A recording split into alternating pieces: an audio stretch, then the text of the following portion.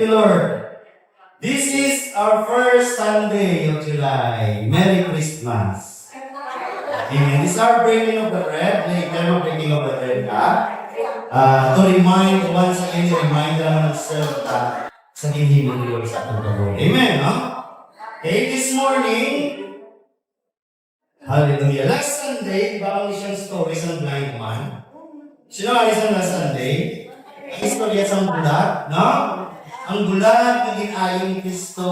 Ang bulag naging hanggalan sa mga disciple na magsasalit ng bulag. Ready na bulag? Ready na. Amen. Are you ready this morning? Amen. Last Sunday, ang muling last verse in John 9:35-38. Karon ano lang nabalitaan ni Jesus nga ano? Hindi kanila magpasudlon sa ilang mga simbahan ang tao sa tuwa ng bulag. Hindi na nila magpatulong. Hello. Alam niyo, mabalhan ka mo. Kasi para naman sa silubres, hindi na magpapatulong. Amen. Okay lang na. Kaya yung maturan, mabalhan niya ka. Okay? Gani, hindi pangita niya ang tao. Sino nangita? Si Jesus. Jesus came to seek and to save. Pagkakita niya sa iya, ginpamangkot niya sa dayon. Ginpamangkot ni Jesus ang bulag, nagatuo kabala sa anak sang tao. Naging mention ni Jesus, anak sang tao. Why siya nagambal, nagatuo kabala sa anak sang Diyos?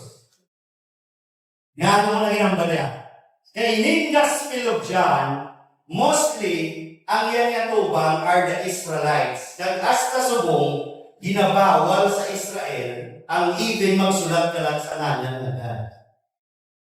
Ang ilang na ginasulat, G, symbol, tapos T. Wala na sila gagamit sa God, ginmul. Kaya para sa ila, ginpakabalaan ginanila. That's why, wala kin-mention ni Jesus na ako ang anak sa Diyos. Kay base, diri pa lang apart, dapo na nila si Jesus kay ilansang. Yaman. Kabalo mo, tanan ni pamangkot nila si Jesus kung ano, anak kabalas ng Diyos, ang nagambal si Jesus, kamo na niya nagambal. Ganong nagambal sa mga Parisee, blasphemy. Di ba ginansan nila si Jesus because of blasphemy, claiming that He is the Son of God. That's why wala yan yung mention na ay hindi pa rin ang appointed time, ginansan siya. Okay? That's why nagambal siya nga anak sa tao. Then nagsabat naman ang bulag. Anong sabat niya? Sir. Nga. Kaya wala niya pa nakilala si Jesus. In respect sa bulag, Sir ang tawag. So giri man ako kung sino na siya, agud makatuo ako sa iya. Ang sa bulag. Then, sinina pagambal ng mga 35, 36, diri nga part, din-mention ni Jesus about the Messiah. Okay? Then sa 37, nagsiling si Jesus sa iya. Tapos siya mention about who is the Messiah. Namangkot ang bulag, sino na siya. Then ang balik Jesus, nakita mo na siya. Kaya siya mismo ang nakapakighambal sa imo subo. Amen. Nagsiling tayo ng tao. Una yung ginambal, Sir.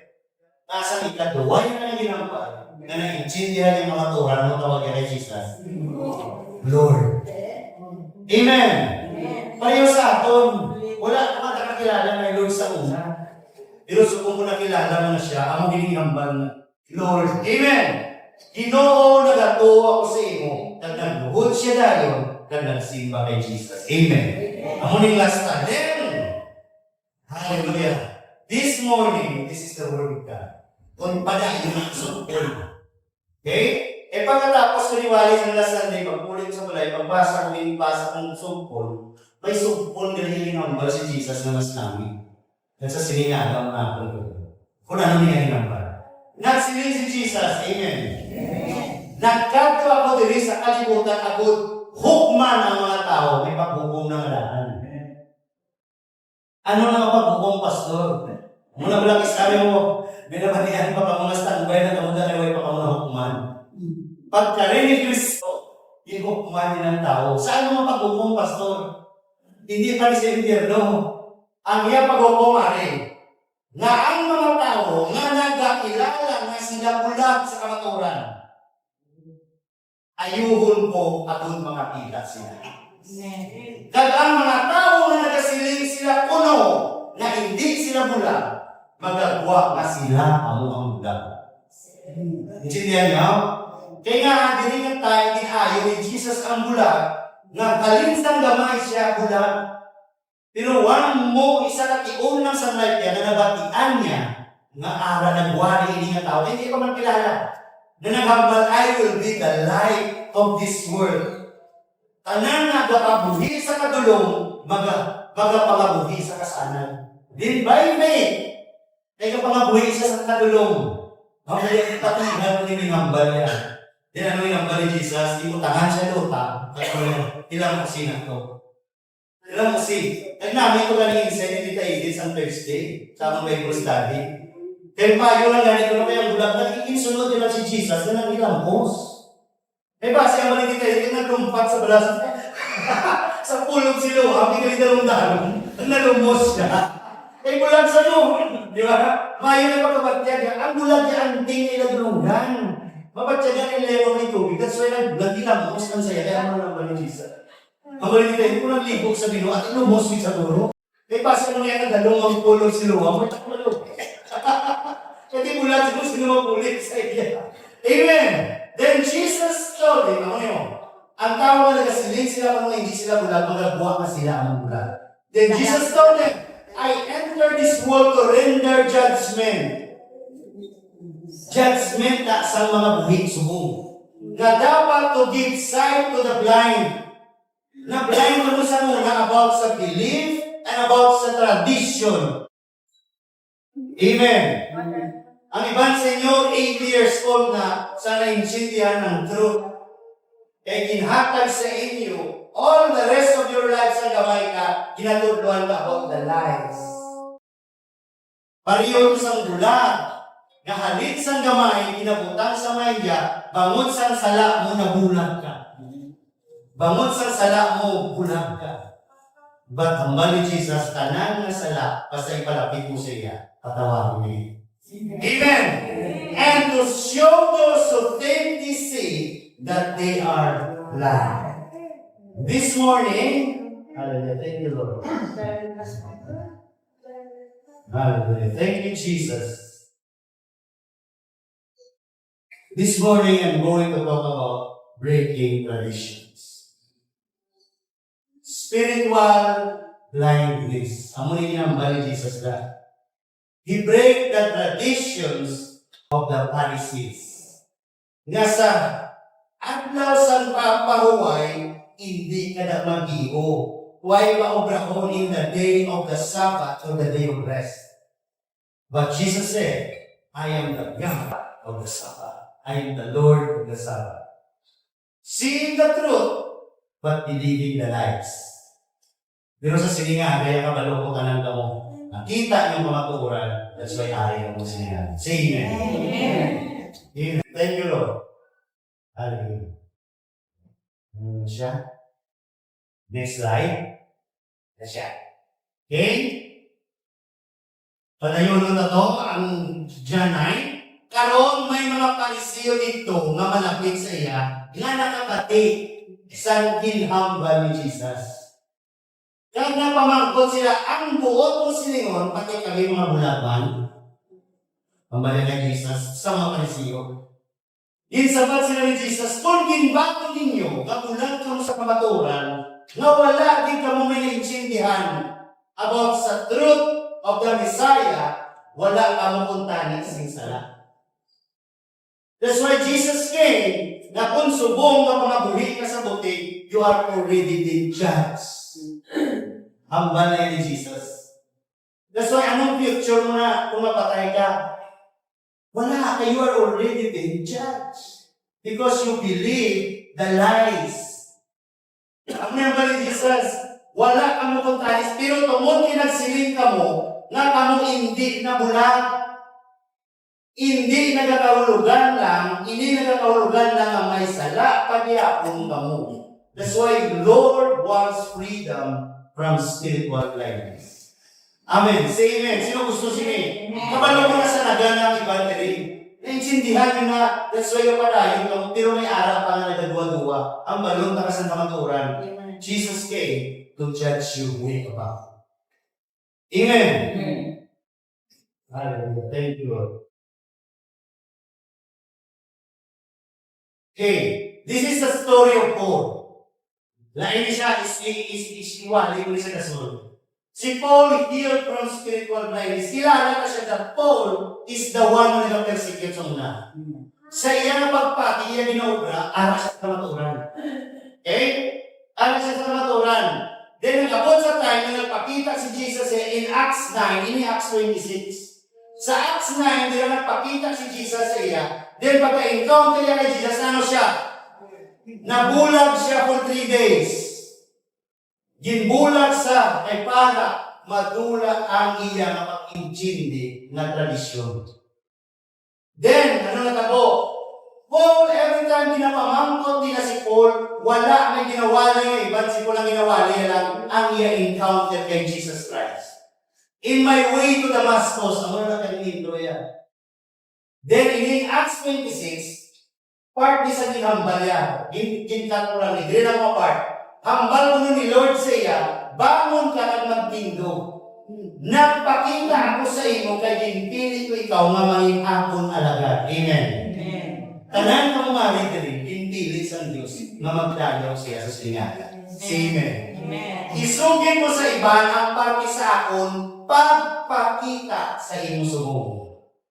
Kag ang mga butang na ipahayag ko sa imo sa palaboton in the future, I will lead you sa imo kuno.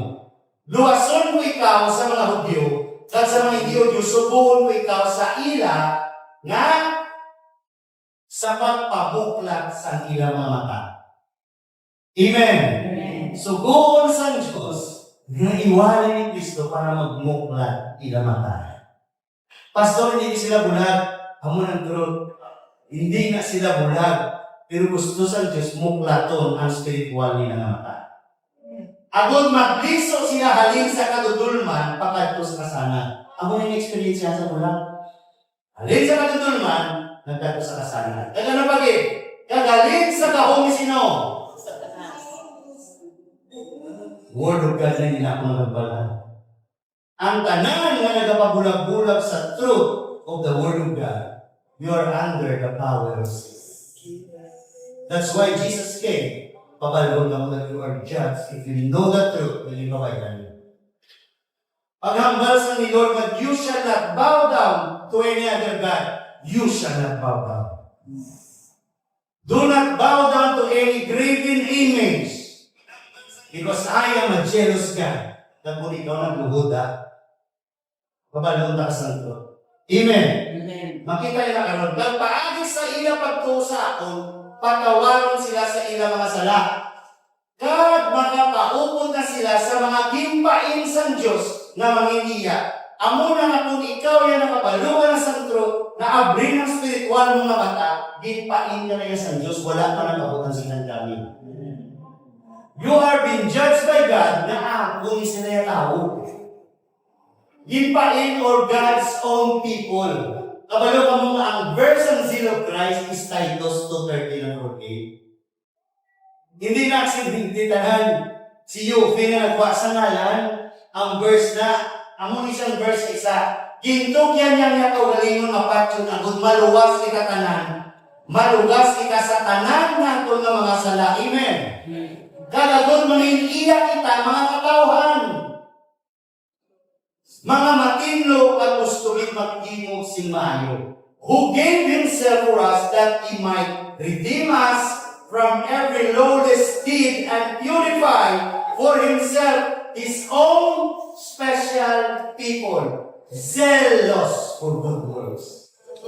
That's why we are zeal of Christ fellowship, because we desire to do good works the Lord wants us to do. Amen. We are zeal of Christ, we are children of God, and we are led by the Holy Spirit. Amen.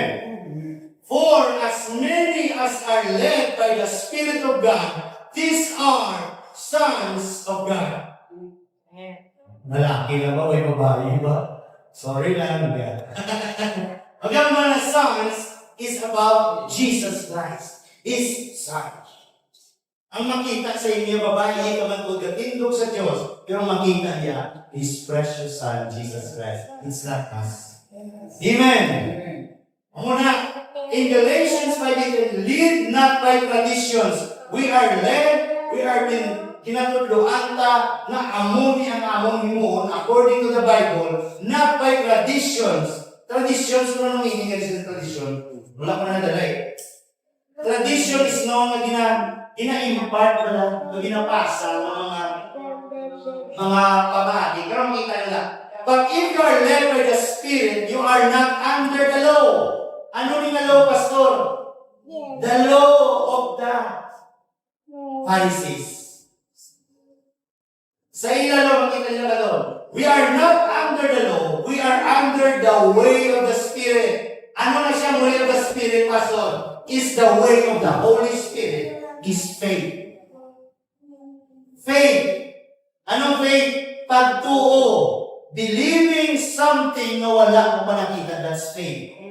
Kung may ginabatya ka sa lawas mo, mahambal ang doktor na, mo na ginabatya mo, but by faith kapati ka na hindi na yaman matunga na because of faith. Amen. And now that the way of faith has come, we no longer need the law as our guardian. Kaya ang law gimbutang na sa una para ang tao magay sa sila na law para may direction sa Diyos ni Chato. Amen. But dinhimo sa tao, dinliwan na nila para ang tao mahadlok. Kung hindi ka magsunod sa law, sigurado patay kayo. Amo nang tagadlok nila. Kita mo ang bulag, hindi na nila masudlot sa simbahan, kaya para sa ilabot, ibon mga bulag. Ang sa bulag, may malaking ba na tao na nag-ayaw sa akin? Amen! Apa nyo? That's why we need longer the law as our guardian. Because the one that guides us is the Holy Spirit. God will put His Spirit to guard our heart and mind. In Romans 6:14, the way of faith is knowing the grace of God. What is the grace of God? Kita niyo ba ron? Sin is no longer your master. Amen. Wala na siya gahong. Amo na lang tao mambal na ito, hindi ko gibayaan ang bisyo, Pastor. Hindi mo mabayaan kaya wala kang malahan ng Espiritu. Bago mo malahan ng Espiritu, hindi ko magpati, hindi ko na mabayaan. Because the Holy Spirit will separate you from sin. For you no longer live under the requirements of the law. Amo na ang balik sa pagkarin ni Jesus, according sa law, bawal mag-ubra, bawal mag-hikap sa luta, but ang hindi mo ni Jesus na hikap din sa luta, lipahit sa mata. He tried to break the traditions of men. That's why sa subong nga, pabalo ko sa iyo, na ang ginasimba ta, si Ginoong Kristo ka kamo ni gusto niya matabog sa tanan na tumulong. Amen! Instead, you live under the freedom of God's grace. Freedom of God's grace is freedom from sin. It's salvation. Tama niyo? Our salvation is not by traditions. Kaya abi ka sa muna, ang kaluwasan na traditionally, inanglan mas mamahamo ko na, anong term na, masakripisyo ko. Malubot ko halindi, asa dito bagat to. Let's make it clear. For by grace you have been saved through faith. We are saved by grace through our faith. Faith in what? Faith in believing what Jesus did for me on the cross. Naintindihan nyo? It is a gift of God, not of your works, lest anyone should boast. Kaya isang tao, ako yata treat tato ka oras ko pa ngamuyo. Kamuya. Wala ko, hindi ko mas iba na niya. Maski mamarunong. May mga iba na tao, they try to present themselves as self-righteous. Amen! Pangod sa ninimo ko. Pangod sa ninimo ko. Ana, Ako yung pangulutan isang Diyos na ayaw nila. Sinakap ni, amo na nag-akadto ka mo, nag-atubo ka mo, nag-grow ka mo, because God lets you grow. Ginatagahan niya ka mo, ginaabrihan niya ka ipusoon niyo to receive more of His Word. That's why you understand that it's only by grace we have been saved. None of me. It's the love of God. Amen! Naintindihan yung grasya. Amo ng tawag ng grasya. Let's study Matthew 15. What our Lord Jesus said. Sila ni Japon na tawag ni Jesus. Pharisees, teachers, religious. Because they are holding the commandment of Moses. Amo to ang balya sa bulag, ikaw ya, sumulunod kay Kristo, kami ya sumulunod ni Moses. That's why Jesus wants to break the tradition nila kanila. Some Pharisees and teachers of the law now arrived from Jerusalem to see Jesus. They asked him, "Why do your disciples disobey our age-old tradition?" Ano na sa iyong go? Tradisyon sa katigulangan. Mamangkotod ako sa tradisyon niya, ay ginabalaan na mo eh. May mga mayo na tradisyon. Anong mayo na tradisyon? Manukot. Mayo na tradisyon sa Pilipino, bayanihan. May lista ko din bayanihan. Fiesta. Fiesta, di ba tradisyon na? Christmas. Tradisyon na. Harana. Tradisyon na harana. Tapos ko wala na, no? May na may harana sa inyo. Ang harana sa kapat sa inyo wala yung gamit yung kaya sa akin. Pero there are things, tradisyon na mayo. Pero may harag yung tradisyon. Pareho yung Christmas. If you base sa Bible, ang Christmas wala mang yun. Kaya matao yung si Jesus niya. According sa Bible, it's September. But because of tradition sa nato, ay Mayo man. May Mayo man na resulta mo. That every Christmas, katililipo ng mga pamilya, the spirit of love, naglibukulo ko nga, Christmas na nga po, hindi mo naman tanig bilog na nga natutugig.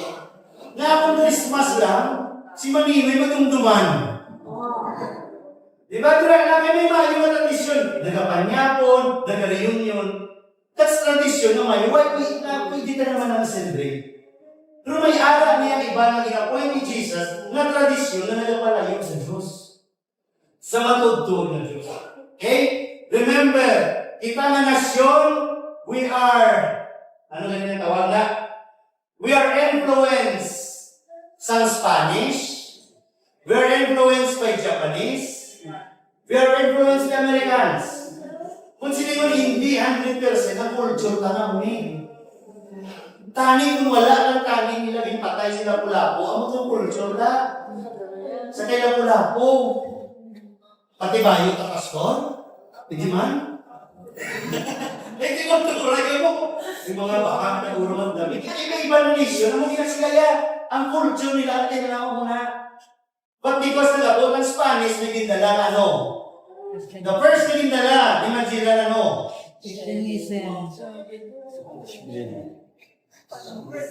Religion. Religion yung lalaya. Itudloan yung tao nga amo yung masimba. Okay? Amo na way nila sa muna to conquer the nation. Padalaan nila tudloan ng tao na makukot sila religion. Okay? Then, for they ignore our tradition. Naman nila ang inyong i-contact sa disciple mo, inatudloan mo sila, kapalayo sa atong tradisyon, ceremonial hand washing before they eat. Kaya kita niya maghambal ka ceremonial hand washing, doon ang inaw ka lang. Kaya ang story ni, nagkakaon naman ni disciple sa mga ano lang magkukita nila. Paglabay ka sa merkado, may makita sila ng sangas. Dahil na nakapos Diyos, may magkuko. Sila yung mga Parisi, may ceremonial o hand washing sila yan. Kaya di ba kita mo hand washing, ginaw lang no? The meaning niya sa ilang mga strict religious ritual. May ritual na sila yan, kay para sa ilan na yan ng mga Pharisee, ginakabig nila ang tanan na sagwa sa ilang. Tanan hindi sila gusto nga may magsulod sa ilang lawas na may go. Amo na sila ka self-righteous. Okay? That's why ginutudlo nila nga amo na nakita nila na para sa ilang kung mag-ceremonial washing ka, you are spiritually pure. Then ano ginahimo nila? Jesus replied, and why do you, by your traditions, violate the direct commandments of God? Isabat sa ni Jesus, kamuman nga aming lapas na iyong subok sa Diyos tungkol sa inyong tradisyon ngayon na. Ano na siya? Halimbawa na sila si Jesus. Halimbawa, tahura ni Muhammad Kakiloy. Kag ang bisan sino nga magpakamalawat siya ang may Kakiloy, dapat patyo. That's the law. Kung tanawa, ang mga tao, mag-edad na ganit igulang nila ang may Kakiloy, mayo kaya mga Pilipino, kaya may ginapukpok na pa. Pero hindi man tanan, may ara amay Kakiloy, dako ng balay sa bata, obrahan ng payag niya amay Kakiloy sa buwan. Iba ang ginakadinahan mo nila Kakiloy. Ginabayaan, I'm telling the truth. That's why naman ni Jesus, ina ng mga tao, deserve na patyon. Muna nila dinikanan, dapat patyon na sila mo ni Jesus. Diba sa ibang na nation, mag-edad na tigulang home for the aged. Durang ba ni Jesus? Tanungan nyo, kita daw wala lang, pero sa pananaw ni Lord, amon mo ng dinikanan nyo, sigurado sa pananaw ni Lord, kinanang patyon mo. That's why isa makita ta, permita ng God is good. Yes, He is good. That's why gambal siya. Every word na ginambal ni Jesus is just like a sword. Ang sword, duwa iya sulab. Duwa iya talong. Sa piyak na talong is love. Sa piyak na talong is justice. Kita yung may ara, iyang Diyos na magpadayon ka, paubos lang. Because kay Lord may justice ang dalan. Amen. Pero kamong iya nagatudlo, amo yung pala ako ng tao maghambal siya ginikanan, nga ang mga bulig na ihalad kung tali niya sa ila, nandiganan ang ihatag sa Diyos. Nagkagtuloy na ginikanan kung mga ayaw bulig. May inog hatag sila, malili hindi para sa inyo, para ni sa Diyos. Namin mga tiyanay. Pero mga pati Jesus sila, hindi na kinanglan na magbulig ko sa ila, mo nang inyong tudlo. Ipakawalay tulos ninyo ang pulong sa Diyos tungod sa inyo nga. Mga sakit man kay Kristo mga balo. Yes, kaya nangilala ng Diyos, love. Yes, is love. What is justice? Sila yung napamangkot kay Jesus, sapat na sila ni Jesus. Mga ipong dito matuod din ang siling ni San Diyos parte sa inyo, paagi kay Propeta Isaias. Ano? Ang mga tao ay hindi nagpatungog sa akon sa bakba lang. Amen. Pero ang ila tagipuson malayo sa akon.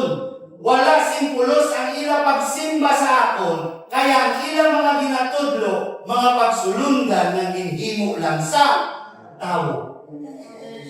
Amen. That's why, praise God na may-ari na project ko. Bisan o kayo na nasa Bible, amo na nasulat. Gintawag ni Jesus ang mga tao kag silingan niya sila. Pamaki kamo kag intindihan ninyo agud ang akong ihambal. Ang mga butang na nagasulod sa baba sa tao wala nagapaliko sa iya. Kundi ang mga nagagwa sa baba. Dahil nagpalapit sa iya niya sumulunod kag nagsiling. Ano niyo? Nahibaluan mo bala nga nagsakit din ang buot sa mga Pariseo, sa mga ginhambal ng ako. Tanawan yung disciple, mas concerned pa sila sa Pariseo compare kay Jesus. Sip-sip din yung mga disciple ya, sa tugtuod na. Kung hindi lang yung kinrestore ni sila ni Lord.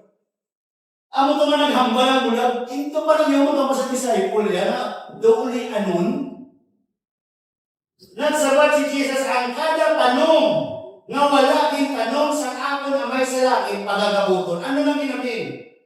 Halin sa gamay ka nga nagdakota, may ari na din tanong sa tagipusohon ta, nga tudlo, tradisyon sa atong ginikanan. Amen. Amo na ang atong ginasunod. Nga mambal sila, bago naman na reliyon. No, this is the truth. Kaya iginsunod ka lang nga iya, nga inihambal niyo ulam mo, ini bala nga imam, ini nila gruso ni, maghikap pa di maayon ka. Kung talaga sa ha, inyong ginasabutangan bula, tangan nyo sa kanila, dira na. Sumaglabay ka na, sunod mo mananin sa gamay ka na pala. Tradisyon mo. Karon magkamungo na nilagyan dili ka tangab na lagi na ka lang. Di ba? That's tradition. Pero wala ka kabalo. Amo na ang bali Jesus kabukon ko inana ara sa heart mo. Sakit na, amen. Amen. Sakit ang truth. No, amo na rin naman kayo sa ato. Amen. The word of Jesus to Pharisee, tanong niyo. Kaya naghambal ang mga disciple, kabalo ka Lord, na-offend mo sila. Naglain nila buot sa imo. So isa sige nga, kung may mabatian mo sa ginawa niyo, hindi ka mo offend. Sakit na to sa heart, pero that's the truth. Amen. Papahigilan ninyo sila, mga Jesus. Mga ano sila? Mga bulag sila na manugtoy-toy. Kagkon ang bulag, magatoy-toy sa bulag, sila na duwa, mabulog sa buho. Amen. Amen. Palakpakin niyo si Lord. Siya niya nambal. That's why sa sininga, ang inabrihan ni Lord ang atong spiritual na mata sa kamaturan. That is why we need to open our eyes to the truth. Hambalang tupad mo, hindi magpabulag-bulag. Hambalang sa liwag, hindi magpabulag-bulag. Sometimes the truth offends. Amen. And sometimes the truth hurts. But remember, only the truth shall set us free. Kung hindi nyo na mapatihan ang kamaturan, mag-compromise pang-kapugyapot sa tradisyon mga gawin. Free from spiritual blindness. When we see and hear the truth, it gives us the courage to break religious traditions in our lives. Amen. Amen. May kaiso, pag hindi ako nabalaan ng kamaturan, amo yan sundon. Bahala na. Amen. In Mark 7, this is the parallel verse of Matthew. Same na pero may word si Jesus sa ginabatasin ka na niya. And may breaking of the bread. May mga Pariseo at pila ka manunod sa kasubuan na nag-abot. Same lang. Alin sa Jerusalem, nagtipon sa palibot ni Jesus. Nakita nila ang iban sa mga sumunod ni Jesus na nagkataong nga wala ginahimo ritual sa pagpanginaw sa kamot. Ang mga Hudyo, kapila ang mga Pariseo, hindi magkaon kung hindi anay silang panginaw sa ilang kamot. Sunog sa tradisyon sa ilang mga katigulangan. Wala na yung question na magkaon na to, butas, ginawa na nung din. Manginaw magigta kung magkaon ka, di ba? Pero ang point niya, na gina-point out nila is the ceremonial washing. Na para sa ila, hindi ka matinluan sa imo sala kung hindi ka kasunod sa muni. Dapat mo ginahimuon. Pero kay si Jesus nagkari, hindi sila magpati na si Jesus sarang makabayad sa natong sala. Kaya para sa ila ang makabayad na gigas ang sala, kuya, ako paagi sa akon pagsakripisyo. It is not by your works. It is only by the grace of God that we save. Amen. Tradisyon sa katigulangan. Hindi man sila magkaon kung bisan ano man naghalin sa tindahan, kung hindi anay sila magpanginaw, yes, okay na. Wala na yung question na sa natural, but the point hindi sa sinigas na verse is they are speaking spiritual. Okay? Madamo pagitang ila pagsulundan, paliyosang pagpanghugas ang tasa, normal hugasan dahil pinggan tayo. Normal na yan. Pero ang point is the reason na hinihimog nila. kulon ng mga saway nga lulutuan. Gaya ng pamangkot kay Jesus ang mga Pariseo nga manunudlo sa kasubuan. Nanging mo sumulunod wala nagasunod sa tradisyon sa atong katigulangan.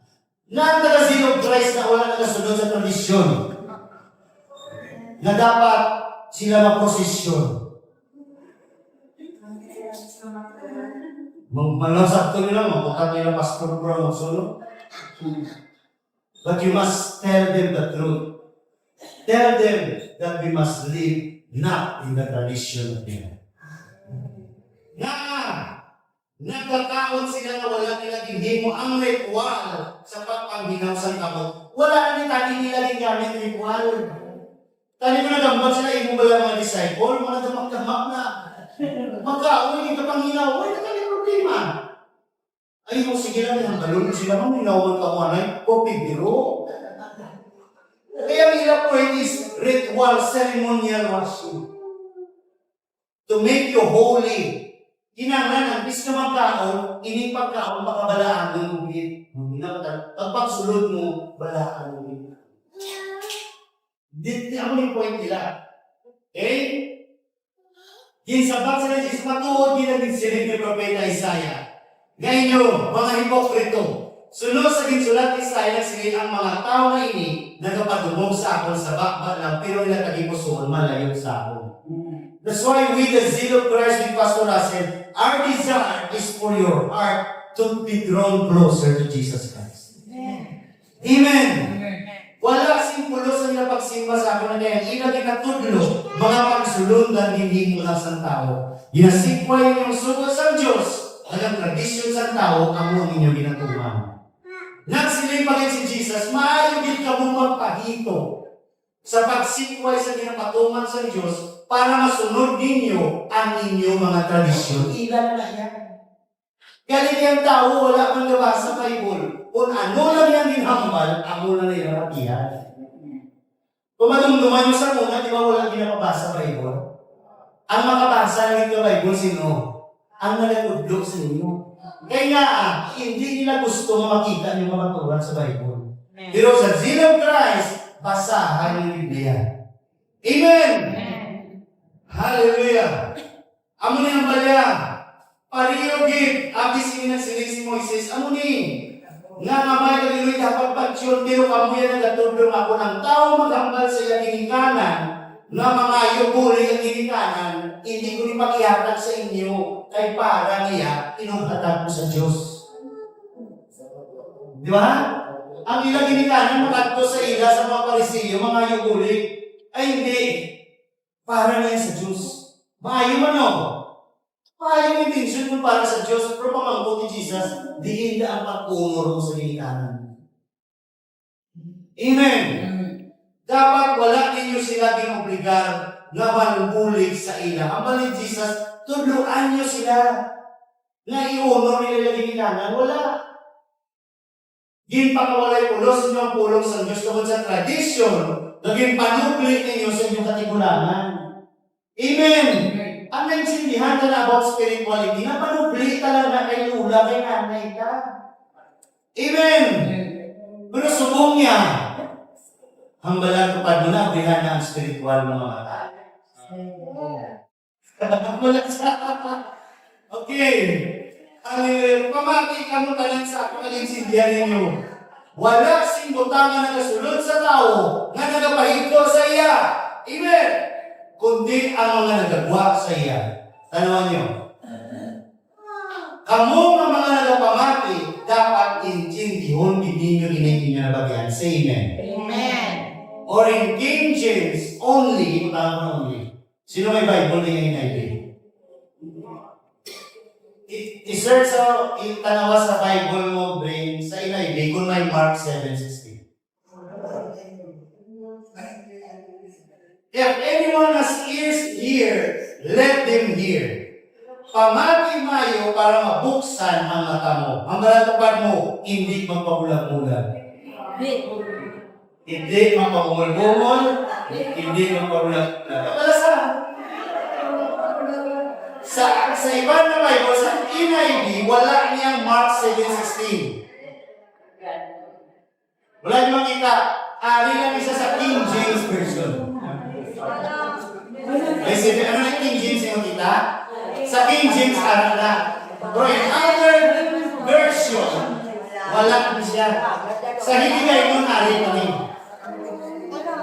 Tanong niyo, the point is, if anyone has ears, sino may dulonggan din? Hindi ka mo bungol. If anyone ko na may dulonggan, pamatiha sila. Walihi sila pastora. Amen! Okay? So I will ask the Lord, pangayo ko sila yung kay pupuling ko na rin nakita. Pangayo sila. By next, I think ang nangwari ko. Let them hear. Those who have an ear, let them hear. Sulat ko na na yun. Amen. Nasabi ko din yung pagkatapos imbayaan niya ang tao ang nagsulod siya sa iya balay. Sa sulod na siya, iya sumulunod ng pamangkot sa iya kung ano ang kahulugan sa itong paanggit. Ang mga sumulunod, naman sila. Una-una nila nambal, napuktin dito ba lang mga parisiyo? Sa liwa, sila ng Japon na ginaso. Ano kung ginamit mo tulog man? Naman dito bro. Kamu bala ba? Nagsinig si Jesus na wala man bala mo kaintindi. Nakabulay mo yung mga disiplino, di na panganuto. Pero maningin na naghanda. Wala ba lang ninyo na ibaluin? Na minsan, ano yung tao sa tao, hindi mo pa ikaw sa iya. Kaya may tradisyon ta na bawal magkaon ng name. Bawal na. Para makita niyo. Kaya wala mang ina nagasulod siya talipuson, kundi sa iyak yan. Kaya din-issue nila about sa pagkaon ni ko. Hambal ni Jesus, nagagwa mo lang na siya lawas. Ang mga pagkaon ko na pagkaon mo, nasunod na si mo dyan. Then after pinagad na, mabuha na sa imo nga. Mapupo mo lang na. Sa sinigin hambal ni Jesus, din pahayag niya na ano, boy, di kauno ng talang na pagkaon. Inubuhan mo yun sa sikit pa. Pangataro, nag-zero Christ, may kakaon baboy.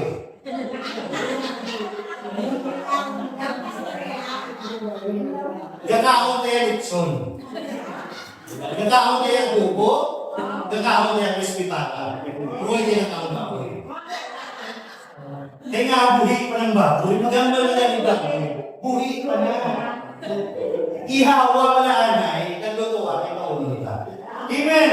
But it doesn't go to their heart but into their stomach and then out of the body. In saying this, Jesus declared, all foods clean. Amen. Romang basa na ito na kaunin. Kung para sa inyo ito, hindi na lang pagkala.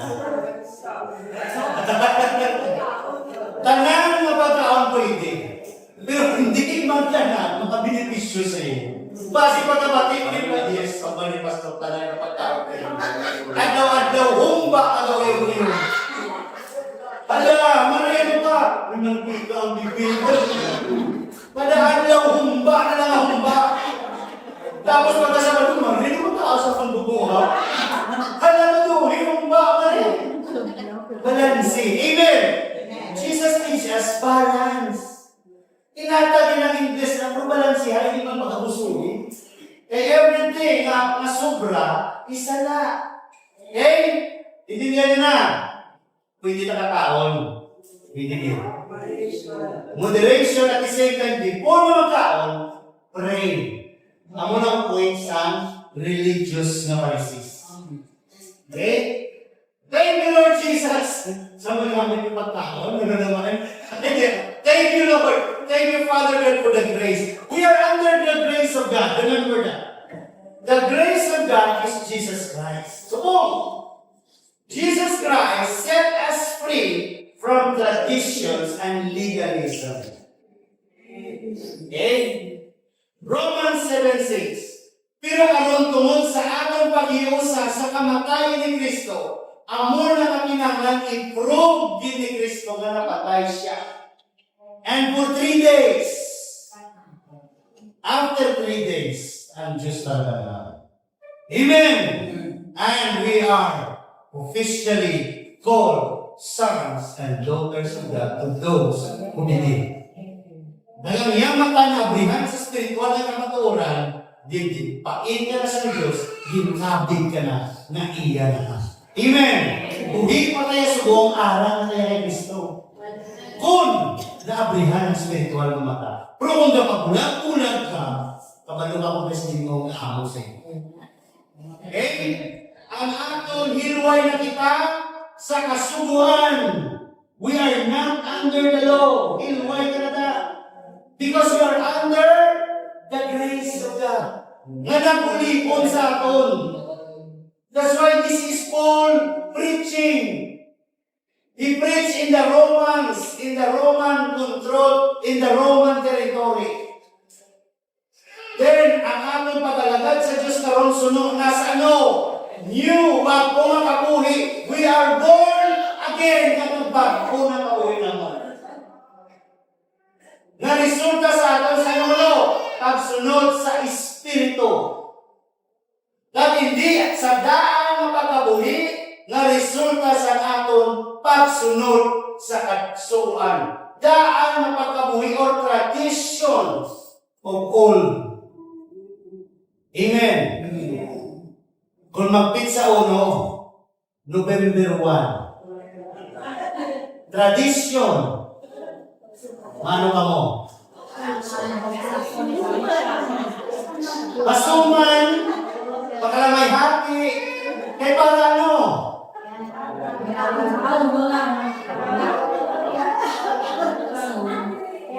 Suman na naman Valenciana, kung ano sa kaunan sa inyo ba? Hindi nyo nagkapagdalaon sa tatlo. Ay sinulong mo. Kung nagalibang ba, ay sinulong mo ng bisita. Dabubol sa inyo, pampakot sa inyo. Hindi, sinulong mo na! Pagkabot sa isa kalibang ba, sinulan eh. Diba? Ito doon sa tradisyon na para sa iba ng tradisyon na kung mapatay ka lang sa tawag ka sa sapa. Diyos ko patawaran ko nila. Kung ako yung mapatay ko, hindi ko yung himuha sapat yan. Mapamili na ng sa langit sa kasita ng Diyos. Hindi na ko paghimuha ni Bangwa. Amen! Ang ating pakalagay sa Diyos kuno sa bagong resulta sa Espiritu na hindi ng daan. Amen! In New King James Version, but now we have been delivered from the law.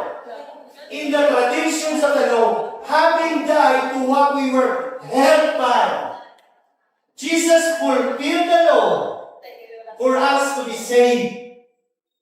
That we should serve in the newness of the Spirit and not in the oldness of the letter.